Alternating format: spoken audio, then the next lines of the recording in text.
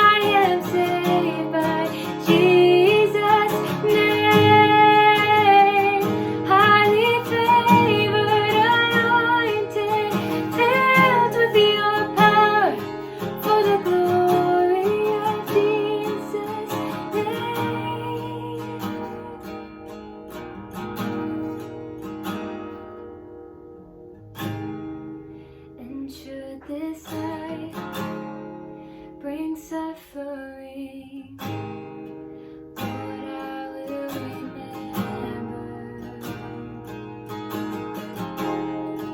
what Calvary has wrought for me, both now and forever. We sing, God, you're so good.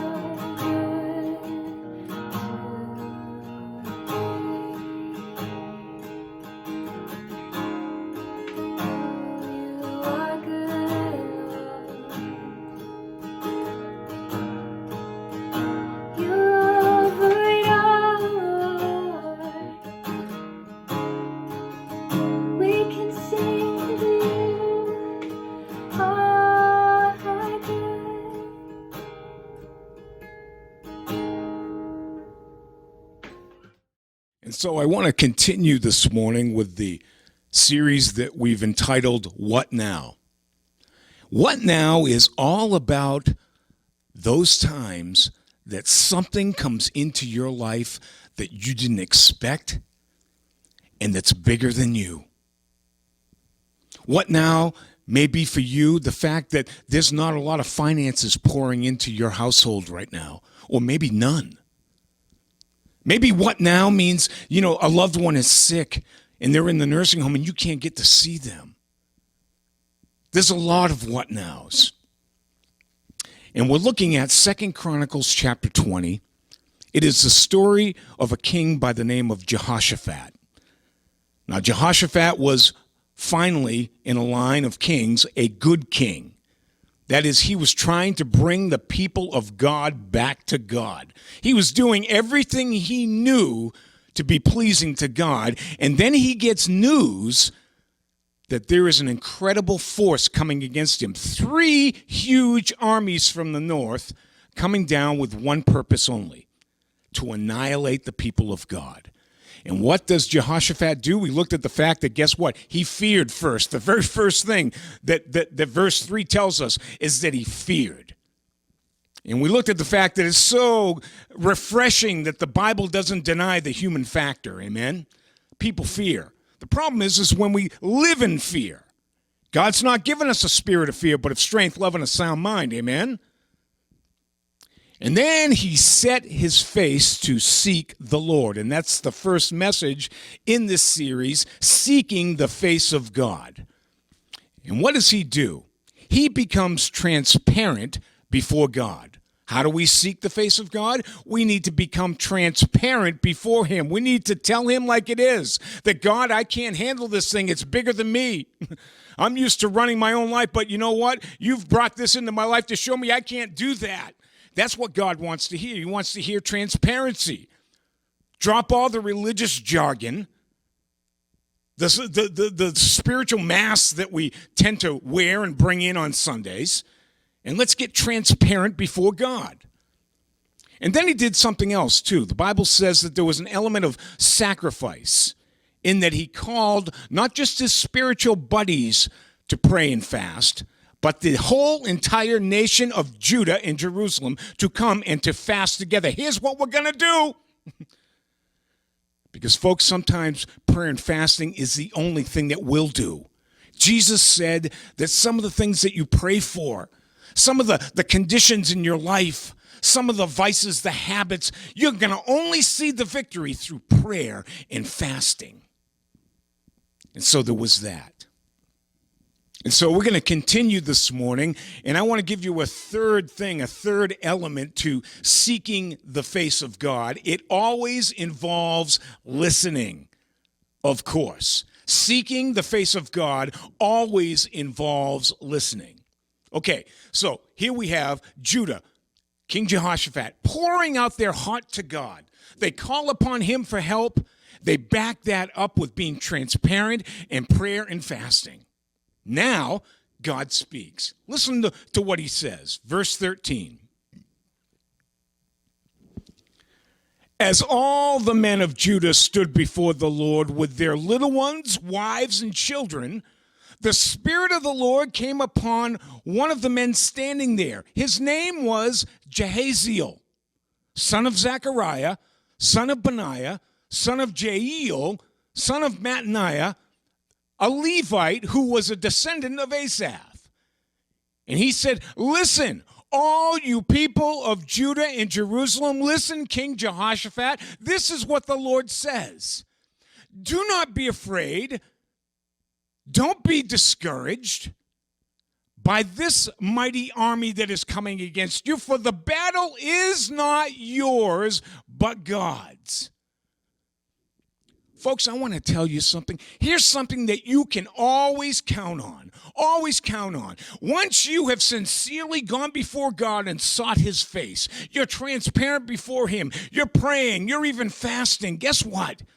His voice always follows. His voice always follows. Maybe it'll come in the form of his word, maybe in the way of a sermon, maybe a trusted friend, maybe an inner witness to your spirit. But God will speak. That is, if you will take the time to listen, God is speaking. You see, when I pray, I try to do very little speaking and a lot more listening. Sort of a heart-to-heart thing. And believe me, it's not because I'm so intelligent or I'm so spiritual. It's because over the years I've learned this one thing. I've realized that it's more crucial that I learn to hear what God has to say than to hear my own voice. He already knows what's going on in my life. He already knows what's up with me. The challenge is to hear from the heart of God, amen? When I read his word, when I'm meditating in his presence, I do so with a questioning ear. God, what are you trying to say to me today? How is it that you want to speak to my life and speak direction into my life today? And guess what? Folks, as it turns out, he is always trying to say something. You see, God's not hiding from you and me. He isn't bent on giving you and I the silent treatment, so to speak. He wants to speak. God desires to speak to our hearts. I think more than we want to listen. You know what bugs me to no end? I mean, I hide it, but I get frosted. And you probably too with this one. It's when I'm trying to say something rather important to my kids and no one is listening. In fact, they go right along with their conversation as if I'm not even in the room. Right? You know what I'm talking about? You know what I do in those times? I stop talking. Why? Because all I'm doing is just making noise. Just making noise. Jesus said this, he who has an ear to hear, what? Let him hear. Did you know that just because you hear something does not necessarily mean you are listening? How many of us learned that in Husbandry 101? One of the first things, don't just hear, listen. Jesus is talking about just that. He's talking about don't just be a hearer, listen. Spiritually attentive to God's voice. Listen. You know what? I'm going to tell you, folks, Jesus refuses to be just another noisemaker in your life. Jesus refuses to add to the ambient noise that's already there. He even refuses to be secondary noise. And by that, I mean sermons, devotions, friends. Listen, all those things are good and fine. We need those things in our life, but they are secondary to taking the time and getting alone with God so that I hear what he has to say to my heart. There's no substitute for that, folks. Listen, if you're not concerned with spending time wisely and humbly and deliberately listening for God's voice to your inner man, let me ask you this. Do you think that God is going to continue to communicate wonderful truth and direction and guidance and wisdom into your life? That he's going to continue to do that if you're not listening? I say, why should he? Why should he if you're not listening? Folks, we need to listen, I believe, more than talk. Proverbs tells us that's a wise man how much more is it before God? Well, there's a fourth thing I want you to see about seeking the face of God, and that is it always involves making a decision to trust. A decision to trust. This is great. God begins speaking through Jehaziel, and listen to what he says. Verse 15. This is what the Lord says. Do not be afraid. Don't be discouraged by this mighty army, for the battle is not yours, but God's. Folks, finally, God has something to say through this prophet Jehaziel. And once the people of Judah and Jehoshaphat are gathered together and they're in listening mode, what is the first thing that he's interested in communicating to his people? Trust. Trust. God's saying, trust me. This isn't your battle, it's mine. So don't be afraid. Don't get all worried and anxious about this. This belongs to me. Folks, I wonder how many battles really do belong to God that we volunteer for and sign up to fight. Then God says it again in verse 17. Do not be afraid or discouraged. Go out against them tomorrow, for the Lord is with you. What an encouraging verse of Scripture. God is saying, you don't have to worry about this. Just do what I tell you to do. And I know that's difficult. Trust is difficult. Trust, and we've been looking in our Bible app devotion. One of the days last week was about Elisha. God told him to do all kinds of weird things, but he did it. No matter how odd, no matter how much it didn't agree with his logic or rationale, he did it. He obeyed. Folks, God is saying the same thing to you and I today, right now. Trust me with this battle you're going through. It's mine, not yours. This COVID-19 crisis is not your battle. It's mine, I believe God is saying. All you need to do is trust me through it. Folks, I want to tell you, did you know that there are times when God does not require our help? In fact, our help only becomes a hindrance. So many times I believe God asks us to simply trust him because the battle is his. Folks, there are times when we don't have all the details and information to go forward. We just don't. We don't know exactly how it's all going to work out. And truthfully, I'm kind of glad of that because that makes me more dependent upon God. And it reveals to me and lets me know that I'm human. And I don't know what's best for me. But in those times, I'd like you to consider this. We don't need to know what's around the corner or how it's all going to work out. We just need to know and trust in the one who does. Jesus Christ, our Lord. Hallelujah. He knows. He knows what tomorrow holds. And we are in his hands, folks.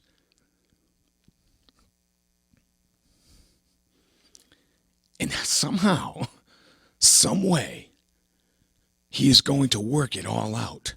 I know that he will. What did Paul tell us in Romans 8:28? That we know that God causes all things to what? To work to the good to those who love God and to those who are called according to his purpose. Are you a lover of God this morning? Now you're probably saying, oof, I don't know. I think... Let me ask you this. Have you received with all of your heart, sincerely, Jesus Christ into your heart as Lord and Savior? If you have, then you are a lover of God. Now, you may be in the process of loving him more.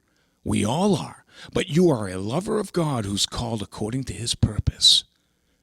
And folks, I want to tell you this morning, you need to draw a line in the sand. You need to draw a line in the sand this morning and say, I may not know what God is up to, but I choose to trust him. And I refuse to give in to doubt and to fear and to despair and to discouragement and all the rest. Rather, I'm going to trust and obey God through this COVID-19 crisis because I know that he loves me and he has a plan for my life. Remember that old hymn? I seem to be kind of ingrained with some of these older ones that I grew up with. And, of course, I was on 17, 18 when I got saved, but we still sang some of these. Trust and obey, for there's no better way to be happy in Jesus than to trust and obey. Folks, there is an unbreakable connection between trust and obedience. And if I find that for some reason I'm struggling with obedience, it's usually because I haven't settled the trust issue yet. Or if I'm struggling with trust, I'll find it very difficult to be obedient. If I'm really going to seek the face of God, folks, I must make a conscious effort to trust in this God who created and spoke it all into existence. The entire universe, life itself, and that he is personable, and that he loves me, and that he is sovereign, and I am in his hands. Folks, I can trust a God like that. I don't have to know why. I don't have to have the answer to every question I have to trust God. Sometimes he says, just trust. Don't worry, this battle is mine. Just trust me. Well, there's one final element and characteristic, I think, to seeking the face of God, and that is it involves a sincere act of praise and worship. Listen to verse 18. Then King Jehoshaphat bowed low with his face to the ground, and all the people of Judah and Jerusalem did the same, worshiping the Lord. And then verse 19, and then the Levites from the clan of Kohath and Korah stood to praise the Lord, the God of Israel, with a very loud shout. Folks, I love the imagery of these two verses. What does it say? It says the people fell to their faces to worship, and then they stood to their feet in praise. They fell to their face in worship to God and then stood to their feet to give him praise. That's how you seek the face of God.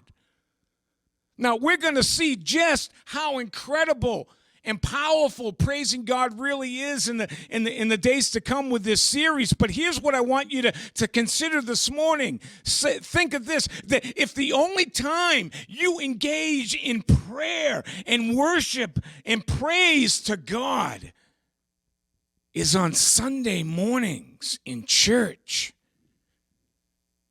you've missed the point of it all. Praise and worship needs to be more than just a half-hour weekly experience at 400 Nichols Road. Praise and worship, folks, needs to be a vital and indispensable part of your daily life, a part of your private life, bowing before him in worship, standing to your feet in praise. That's how we seek the face of God. You worship him with your heart, and you praise him with your lips. Hallelujah.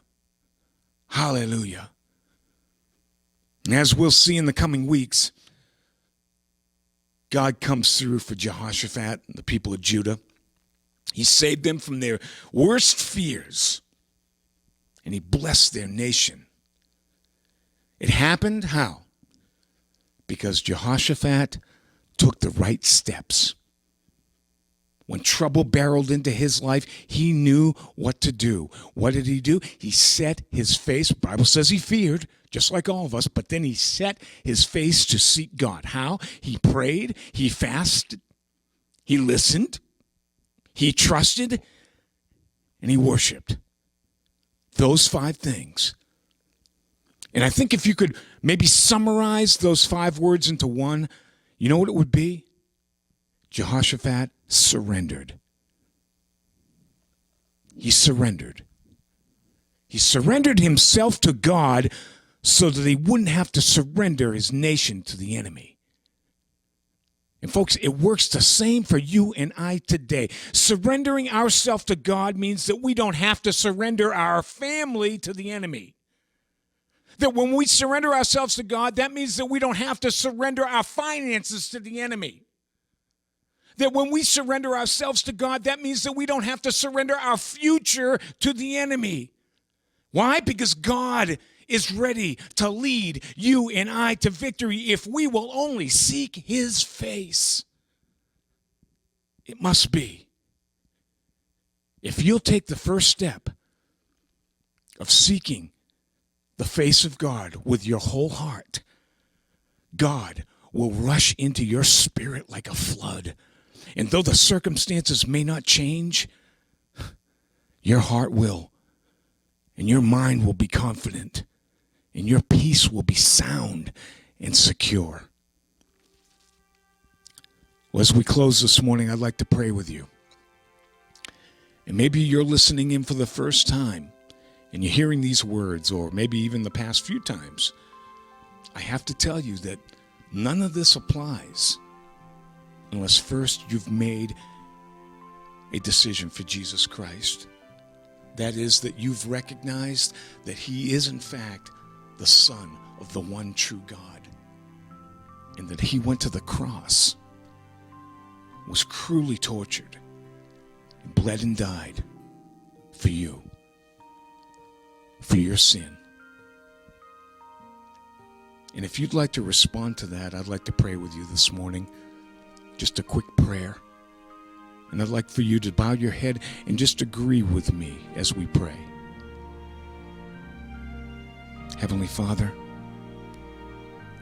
I've never done this before, but I believe there's something happening in me, and I need to respond.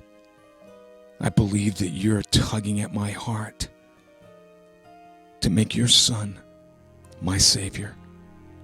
And so, Lord, I believe that you are the one true God, and that you sent your only Son to die on a cross and shed his blood for me. So I'm asking you, Lord, please forgive me of my sin. Forgive me and help me to live for Jesus Christ. Help me to make him not only Savior, but Lord of my life. And I ask this in Jesus' name. Amen. Amen. Well, as I said before, that if you prayed that prayer, guess what? God's listening. And he is moving upon you right now. And I'm trusting and believing that your days are going to be so different, and that God is going to begin showing you just exactly who he is and the power that he has. And so if you'd like to contact me, I would love to be able to hear from you and connect with you. You can reach me by pastor@stonybrookchristian.com.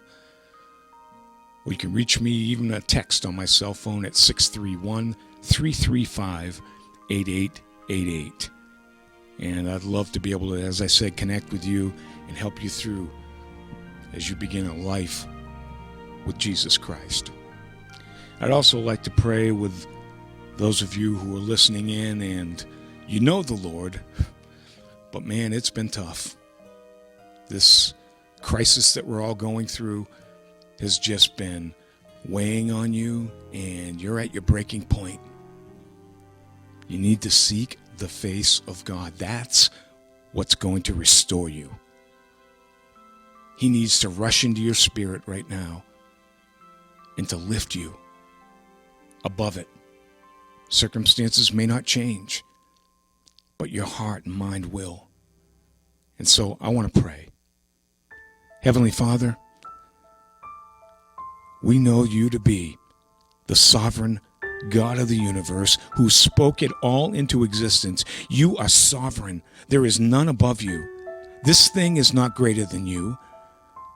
Though we may be confused here on earth, though we may not have the answers, we know that you do.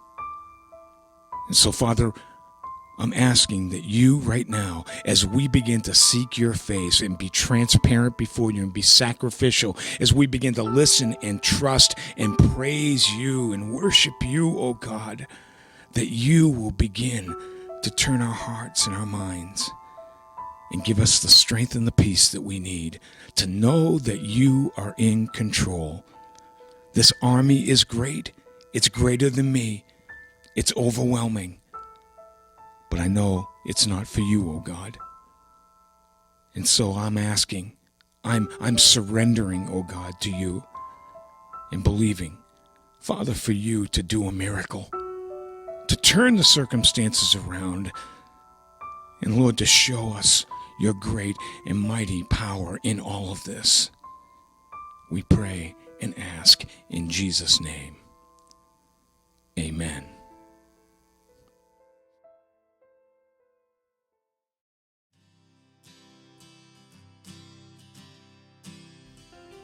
Well, it's true that we can't always control those things that come into our lives, but we don't have to let those things control us. I believe that God is saying in those difficult times, seek my face. Be transparent. Be sacrificial. Listen, trust, and worship me, and I will be there for you.